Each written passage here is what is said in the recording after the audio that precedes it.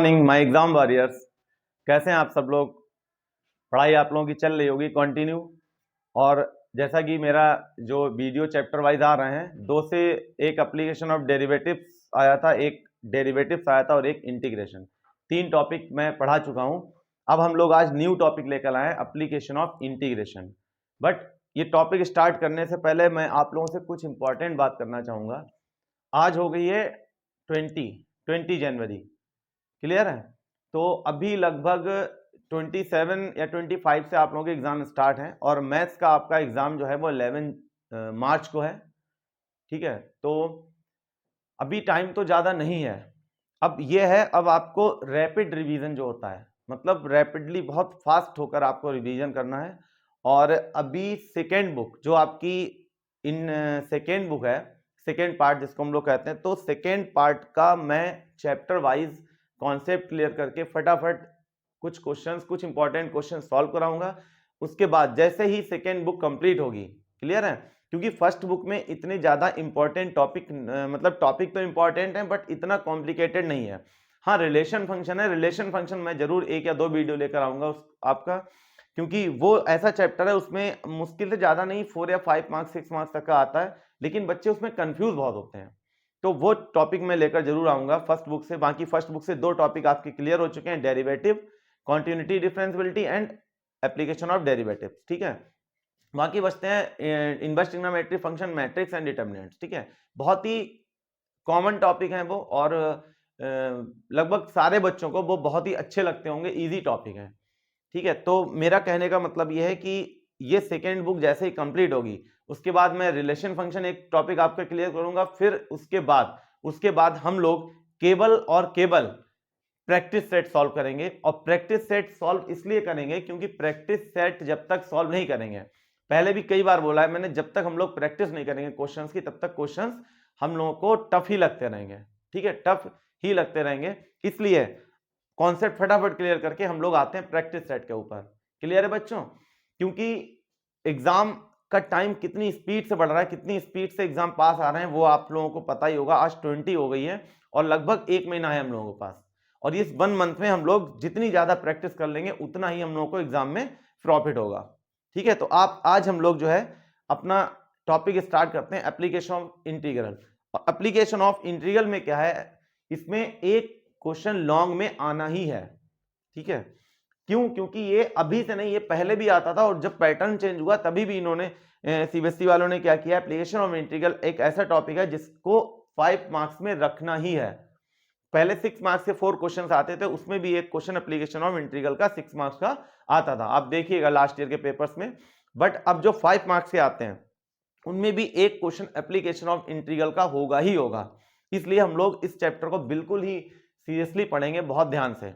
और बहुत ही easy chapter है ये, बहुत ही इजी, कुछ भी नहीं है। 2 से 3 फॉर्मूले यूज होंगे, बाकी आपका वही इंटीग्रेशन करना है, उसमें बस थोड़ा सा ग्राफिकल रिप्रेजेंटेशन है, उस पर ध्यान देना है। ठीक है, तो हम लोग अपना स्टार्ट करते हैं टॉपिक एप्लीकेशन ऑफ इंटीग्रल।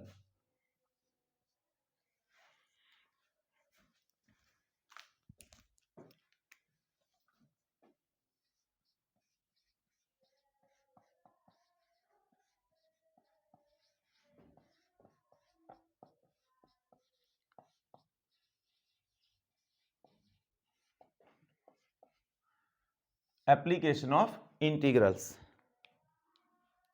तो एप्लीकेशन ऑफ इंटीग्रल में मैं ऊपर ऊपर का थोड़ा सा बता दूं आपको। क्या करते हैं हम लोग,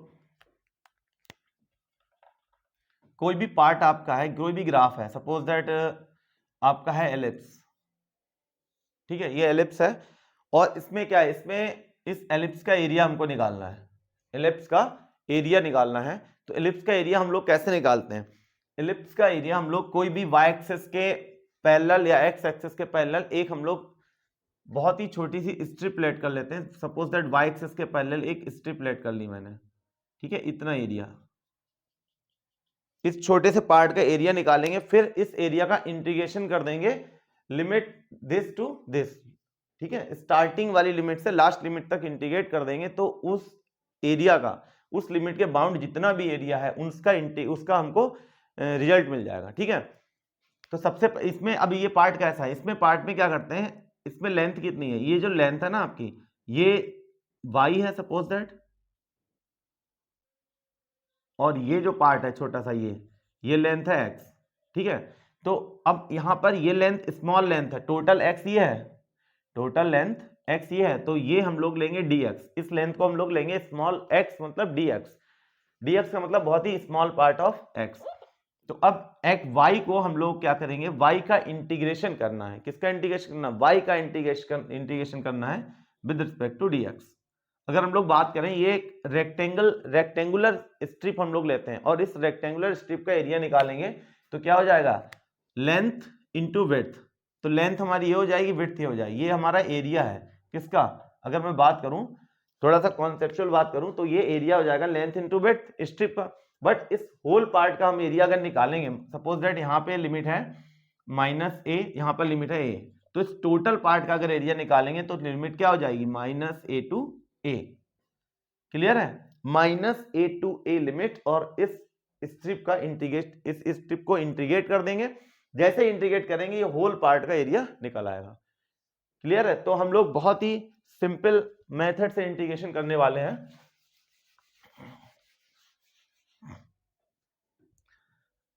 तो अगर y अब यहां पर डिपेंड करता है, जैसे कि मैंने ये सपोज दैट एरिया आपका निकालना है ये पार्ट,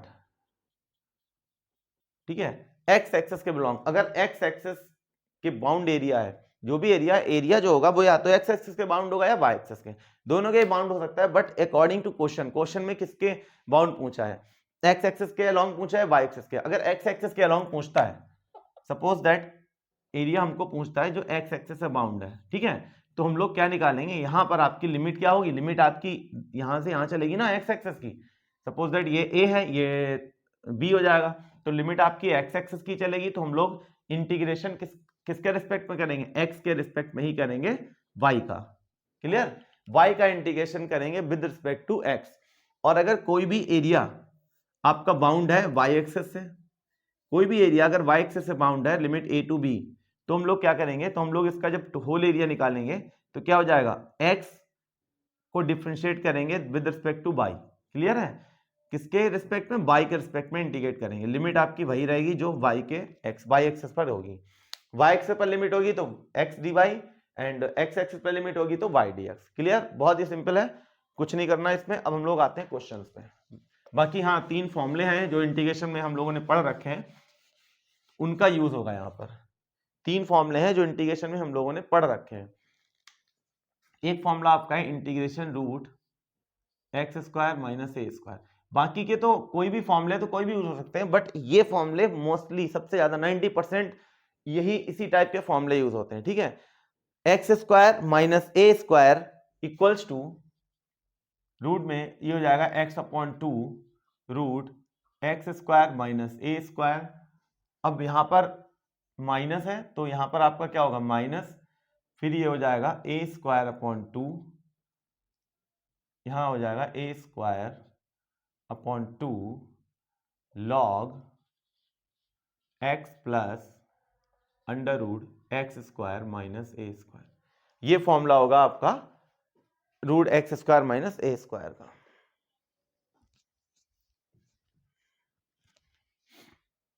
क्लियर है बच्चों।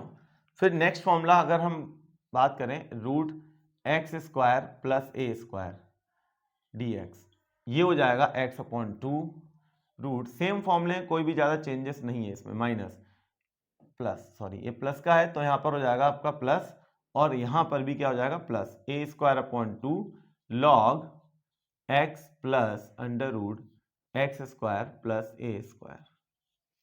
क्लियर। माइनस वाले में थोड़ा सा आइडिया हम लोग लगाएंगे, तो माइनस वाले में यहां भी माइनस और यहां भी माइनस, यहां पर भी माइनस, केवल एक पार्ट जो है वो प्लस का होता है जो दोनों में कॉमन रहेगा। कौन सा, ये वाला, ये प्लस साइन माइनस वाले में भी प्लस होगा और प्लस वाले में भी प्लस होगा, बाकी सभी में चेंज होंगे, माइनस के अकॉर्डिंग माइनस चलेगा आपका और प्लस के अकॉर्डिंग प्लस चलेगा। बहुत ईजी है। एक आपका है साइन वाला फॉर्मूला, जिसको हम लोग लिखते हैं a square minus x square d x, x upon two root x a square minus x square plus a square upon two sine inverse x upon a, एक ये फॉर्मूला हो जाएगा। क्लियर है? ये 3 फॉर्मूले सबसे ज्यादा यूज होते हैं और थोड़ा सा कंफ्यूजिंग भी है, जो बच्चों को याद नहीं रहते हैं। तो ये 3 फॉर्मूले तो आपको मतलब याद ही करने हैं इस चैप्टर के लिए, ठीक है? चलिए अब हम लोग बढ़ते अपने क्वेश्चन, कोई एक बढ़िया सा क्वेश्चन लेते हैं, फिर आपको थोड़ा क्लियर होगा क्वेश्चन।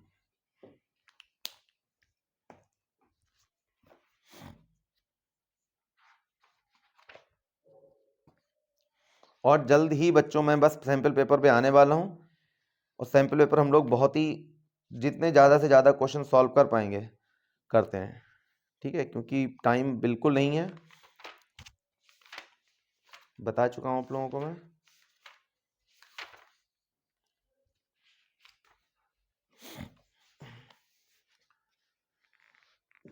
एक क्वेश्चन हमारा है, find the area enclosed, find the area enclosed by the circle x square plus y square equals to 16। Clear? x square plus y square equals to 16, ये सर्कल की इक्वेशन गिवन है और इस circle से bound जो भी area है वो हमको निकालना है। क्लियर है? तो हम लोग क्या बनाएंगे, अगर हम लोग ग्राफ बनाएंगे, सबसे पहले हम लोग ग्राफ शो करते हैं। ये क्या है, सर्किल की इक्वेशन है, और ये सर्किल की इक्वेशन है, सर्किल की जो जनरल इक्वेशन होती है वो हम लोगों ने पढ़ रखी होगी, y minus k whole of square equals to r square. इसमें h और k क्या होते हैं, सेंटर ऑफ सर्किल, ठीक है, और r क्या है, रेडियस।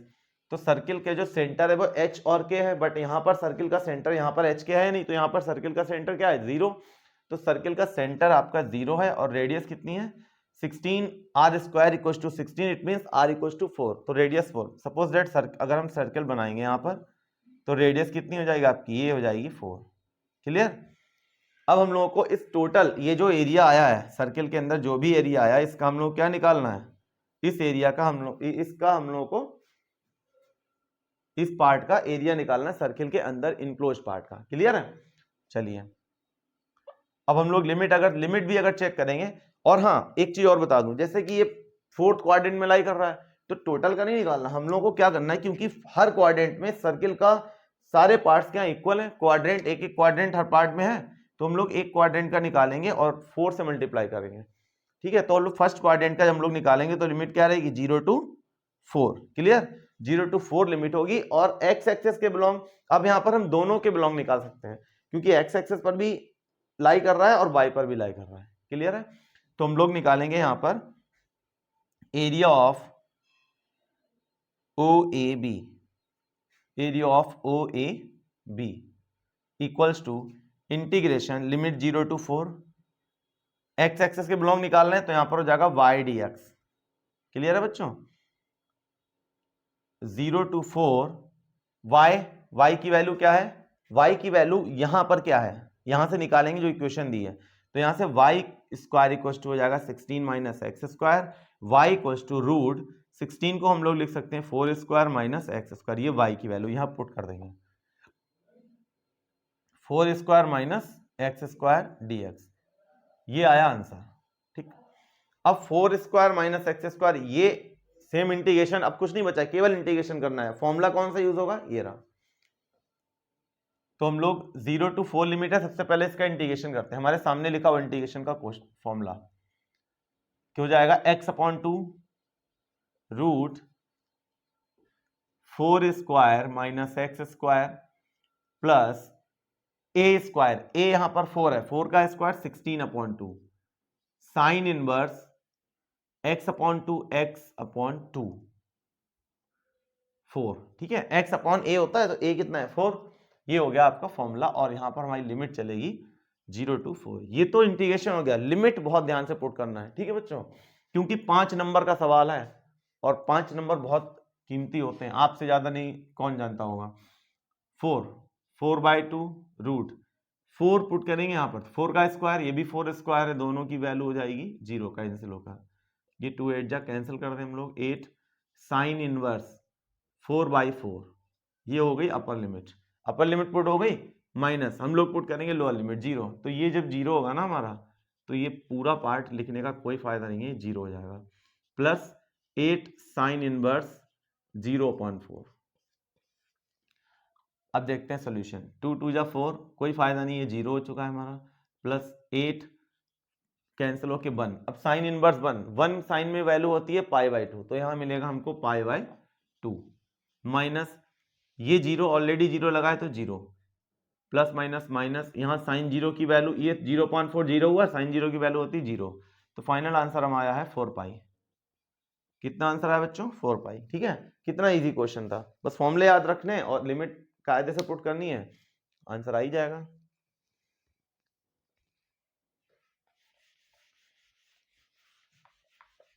फाइव मार्क्स का क्वेश्चन मिलेगा, ध्यान रखना, बहुत इजी क्वेश्चन होगा बट थोड़ा सा ध्यान से लगाने वाला है, और ये 5 मार्क्स आपके कहीं नहीं जाएंगे।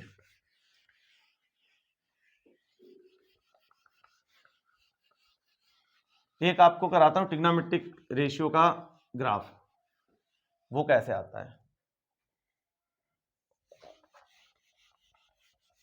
अगर मैं बात करूं y इक्वल्स टू, एक मैं क्वेश्चन लेता हूं y equals to cos x, इस ये भी बहुत पूछ लेते हैं, y equals to cos x sine x tan x, ठीक है, कॉस और साइन का सबसे ज्यादा पूछते हैं। तो क्वेश्चन आपका है y equals to cos x, ये है, इसका हमें एरिया निकालना है। अब लिमिट डिपेंड करती है लिमिट पर, मान लिया मैं लिमिट ले लेता हूं 0 टू पाई, ठीक है, कॉस एक्स की वैल्यू निकालनी 0 टू पाई, तो 0 टू पाई पर जो ग्राफ बनेगा उसका एरिया कितना होगा। मैं ग्राफ बनाता हूं बच्चों इधर, कॉस, सबसे पहले स्टार्ट करते हैं 0 से, 0 फिर π/2 फिर पाई, एक आपका आएगा 0, क्लियर है, एक आपका आएगा π/2, थोड़ा सा इधर लेते हैं π/2, एंड एक आपका आएगा पाई, क्लियर, पाई तक ही निकालना है, और ये है 1, ये है 0, ये है -1, क्लियर बच्चों। तो मैं बात करूं अगर 0 पर, कॉस यहां 0 पुट करेंगे तो कॉस 0 की वैल्यू होती है 1, ठीक है, कॉस 0 की वैल्यू होती है 1, यहां पर जाएंगे, फिर कॉस π/2 मतलब 90, कॉस 90 होता है 0, फिर 0 वाली लाइन पे आ जाएंगे, ठीक है, नेक्स्ट पुट करेंगे पाई, कॉस पाई की वैल्यू होती है -1, मतलब पाई पर हम लोग यहां पर, ये यहां पर आएंगे, क्लियर है, ये 3 पॉइंट्स मिले, तो ग्राफ हमारा जो होगा, और कर्व ग्राफ होगा, ये तो आपको पता ही है, ठीक है, ये हमारा ग्राफ बना है, ये ग्राफ बना है। अब यहां पर 2 पार्ट हैं, इन 2 पार्ट का एरिया निकालना है। हाँ, और ये भी, ये क्वेश्चन में एक और चीज लिख सकते हैं, y equals to cos x है, ये लिख सकते हैं कि find enclosed area by the function y equals to cos x with first quadrant, clear है, विद फर्स्ट क्वाड्रेंट। तो फर्स्ट क्वाड्रेंट की अगर बात करें हम लोग, तो फर्स्ट क्वाड्रेंट में केवल ये पार्ट आ रहा है, केवल इसी का एरिया निकालेंगे, बट अगर कुछ क्वाड्रेंट का कोई बाउंडेशन नहीं है तो हम लोग क्या करेंगे, जितना एरिया हमारा इनक्लोज्ड होगा वो निकालेंगे। तो हमारे पास 2 एरिया इनक्लोज्ड है, एक ये है, क्लियर, और एक ये है, 2 एरिया आपके इनक्लोज्ड है, तो हम लोग किसका निकालेंगे, दोनों का पार्ट बिल्कुल सेम है, दोनों का जो एरिया बिल्कुल सेम है, तो हम लोग एक पार्ट का निकालेंगे 2 से मल्टीप्लाई।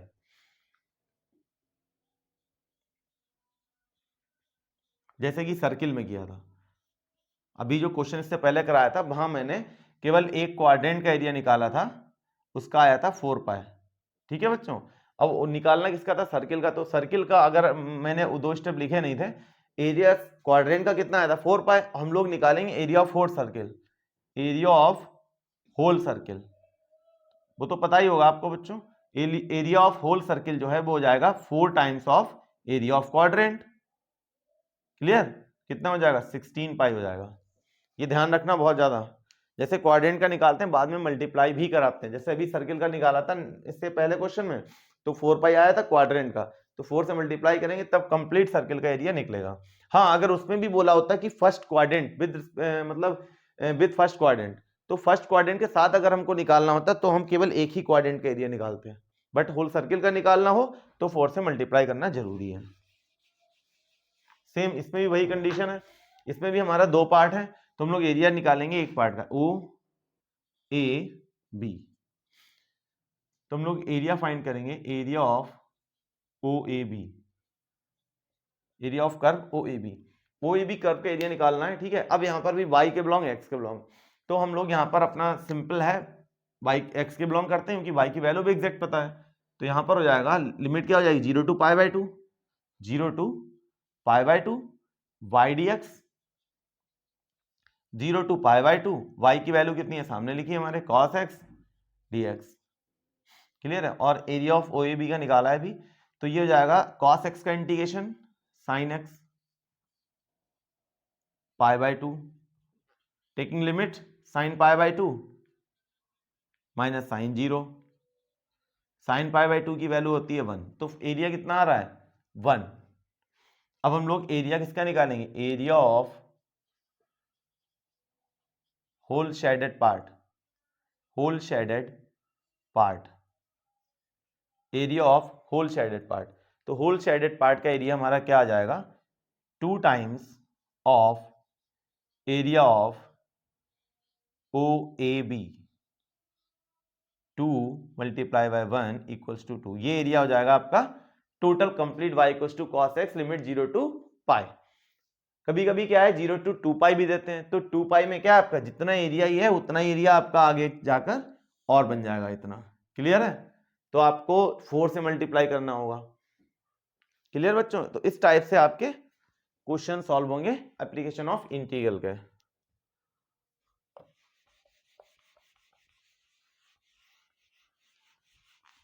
अभी तक मुझे नहीं लग रहा कि आप लोगों को कुछ कॉम्प्लिकेटेड चीज लगी होगी।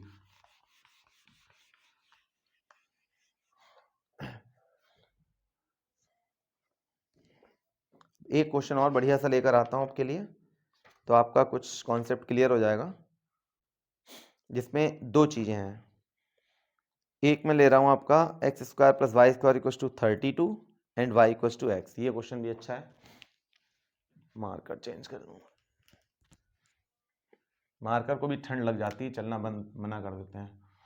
तो मैं बात करूं, एक आपका सर्किल है x square y square equal to 32 and एक क्या है आपकी लाइन है एक्स इक्वल टू वाई। ठीक है। तो सर्किल की इक्वेशन, तो यहां पर हम लोग पहले ग्राफ बनाएंगे। ग्राफ क्या है, वही सर्किल, मोस्टली सर्किल जो दिया होगा ना वो आपका सेंटर जो है वो ओरिजिन पर ही होंगे मोस्टली, जरूरी नहीं है ऐसा। तो यहाँ पर एच के है नहीं, तो कोई बात नहीं, हम लोग आते हैं सेंटर पे बनाते हैं सर्किल। ड्राइंग बच्चों मेरी जो है ना वो अच्छी नहीं है, पहले अच्छी हुआ करती थी किसी टाइम में, फिर भी ठीक है यार। ये है सर्किल। ठीक है। अब इसमें क्या है, ये सर्किल हो जाएगा, रेडियस कितनी है, वैसे आर स्क्वायर की वैल्यू तो 32 है, आर कितना होगा, आर हो जाएगा 4√2। तो ये जो लेंथ है यहां से यहां तक ये हो जाएगी 4√2। क्लियर है। ये हो जाएगा 4√2 हो गई लेंथ। क्यों, क्योंकि रेडियस है। एक लाइन है एक्स इक्वल टू वाई। हाँ, इसमें लाइन का थोड़ा सा क्लियर कर दूं, लाइन दो टाइप की होती है। एक लाइन आपकी होगी एक्स वाई, मतलब चाहे 2 हो 3 हो कुछ भी हो, वेरिएबल को छोड़कर, वेरिएबल के टर्म्स के अदर कोई भी अगर कांस्टेंट टर्म नहीं है, ध्यान देना बात पर बच्चों, वेरिएबल के टर्म्स को छोड़कर कोई भी अदर कांस्टेंट वेरिएबल आपका नहीं है, मतलब अगर अदर कोई भी कांस्टेंट टर्म नहीं है, जैसे सपोज दैट यहां पर मैंने +3 लिख दिया तो ये कांस्टेंट टर्म आ गया। तो अब मैं ये बता रहा हूं कि वेरिएबल वाले टर्म्स को छोड़कर कोई भी अगर कांस्टेंट टर्म नहीं है तो वो लाइन हमेशा हमारी ओरिजिन से पास होती है। क्यों, क्योंकि जब एक हम लोग 0 लेंगे तो दूसरा ऑलरेडी 0 हो जाएगा। ठीक है। तो अगर हम x को 0 लेते हैं तो y भी क्या है 0, तो पॉइंट हमको क्या मिला 0,0। इसका मतलब कोई भी कांस्टेंट टर्म अगर अलग से ऐड नहीं है तो ये लाइन, जो भी लाइन होगी वो हमारी ओरिजिन से पास होगी। यहां पर तो exact x equal to y है, मतलब यहां पर आपका बिल्कुल 45 एंगल से लाइन ड्रॉ होगी। ठीक है। क्योंकि जो भी वैल्यू x की अगर यहाँ 2 लेंगे तो ये भी 2 हो जाएगा। तो मैं बात करूं 0 1 तो 0.00 हो गया, 2 की बात करूं तो ये मान लिया यहाँ पर 2 आ रहा है। ठीक है। और बाई पे भी 2 तो ये पॉइंट मिलेगा। ऐसे बिल्कुल 45 एंगल से ड्रॉ होगी आपकी लाइन। और अगर इस टाइप से दिया है तो भी ओरिजिन से ही पास होगी। हाँ, अगर ये प्लस लगा देते हैं बीच में, मान लिया कुछ भी 4 लिख दिया, तो यहां पर क्या, यहां ये लाइन ओरिजिन से पास नहीं होगी। क्लियर है। तो इतना टाइम वेस्ट ना करते हुए एग्जाम में अगर इस टाइप की इक्वेशन है तो आप बस ओरिजिन से पास करा दिए, क्योंकि ये जो डायग्राम होता है ना वो रफली डायग्राम होता है। ये केवल हम अपना कॉन्सेप्ट क्लियर करने के लिए कि कैसे एरिया निकालना है इसलिए बनाते हैं। बट रफली का मतलब ये नहीं वहां आप जो है ऐसे उल्टा सीधा कुछ भी बनाए। ठीक है। तो हम लोगों को एरिया निकालना है सर्किल और लाइन के enclosed area with x axis, ठीक है,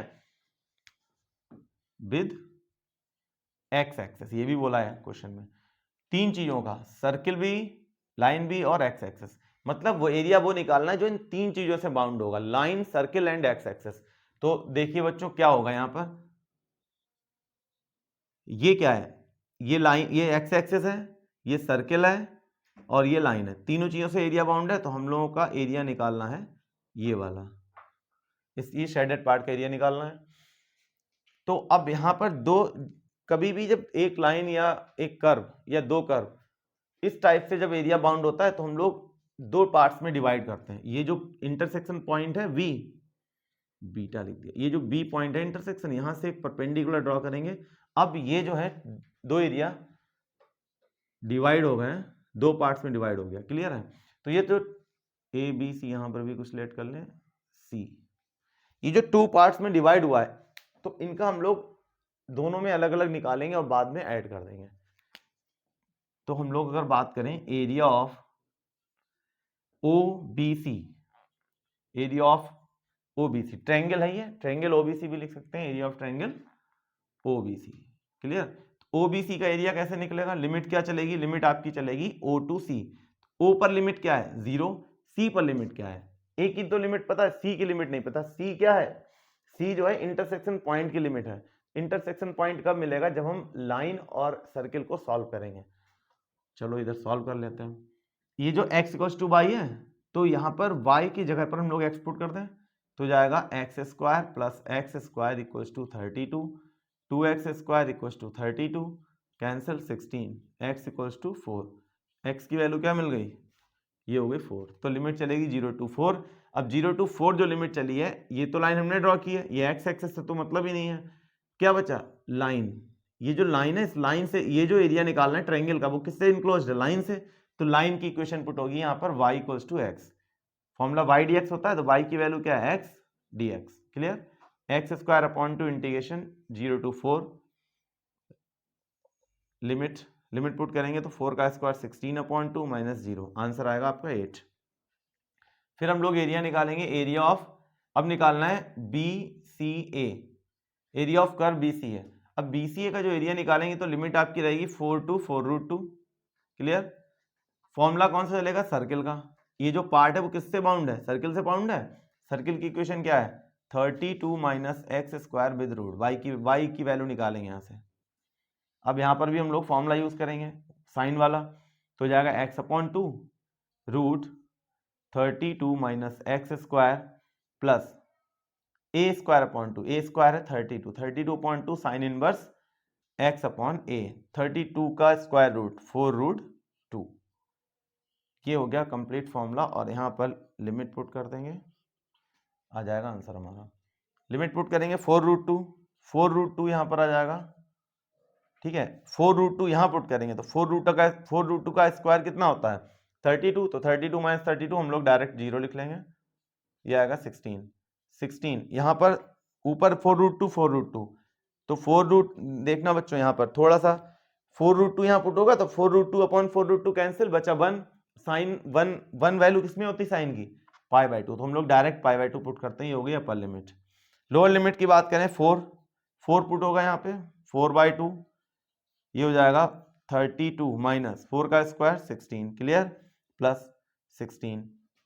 यहाँ बात करें साइन, यहाँ पे मैं लिख देता हूँ थोड़ा 4 अपॉन 4√2, क्योंकि वो वाला ये वाला पार्ट तो मैं सॉल्व कर चुका हूँ लास्ट क्वेश्चन में, तो समझ में आ गया होगा।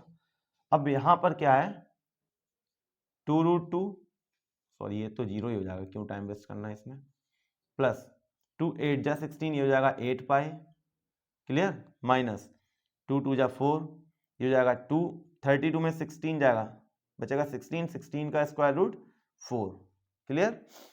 फिर बात करते हैं प्लस 16, ये हो जाएगा, अब यहाँ पर देखना बच्चों 4 कैंसिल, क्या बचा 1/√2, 1/√2 वैल्यू किसकी होती है π/4।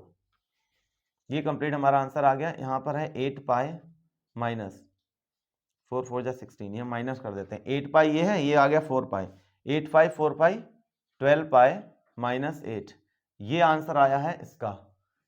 तो टोटल आंसर क्या हो जाएगा, total shaded area, total shaded portion या एरिया, टोटल शेडेड पोर्शन हो जाएगा आपका, इसमें आया था 8 प्लस 12 पाई माइनस 8, ये और ये ऐड कर देंगे तो 8 कैंसिल, फाइनल आंसर 12 पाई। क्लियर? इस टाइप से क्वेश्चंस लगेंगे, बहुत ही इजी क्वेश्चंस हैं, चाहे दो कर्व हो, चाहे दो लाइंस हो, या एक कर्व एक लाइंस हो, इनक्लोज्ड एरिया जरूर आएगा। और नेक्स्ट वीडियो आपकी एक और आएगी एप्लीकेशन ऑफ इंटीग्रल की, उसके बाद हम लोग आते हैं अपने most important topic vector and 3D पर। ठीक है, तो एप्लीकेशन की एक वीडियो और लेकर आएंगे, कुछ इंपॉर्टेंट टॉपिक, कुछ इंपॉर्टेंट, बहुत ही इंपॉर्टेंट क्वेश्चंस। ठीक है, एक आपका क्वेश्चन आता है ट्रायंगल फाइंड करने वाला, जो ट्रायंगल बनता है इस टाइप से, वो बहुत ही इंपॉर्टेंट क्वेश्चन है। ठीक है, तो वो क्वेश्चन और बाकी के 2-3 क्वेश्चन और अच्छे से लेकर आएंगे। तो चलिए मिलते हैं नेक्स्ट वीडियो में, और लगे रहिए, मेहनत करते रहिए। ठीक है बच्चों, गुड लक, बाय।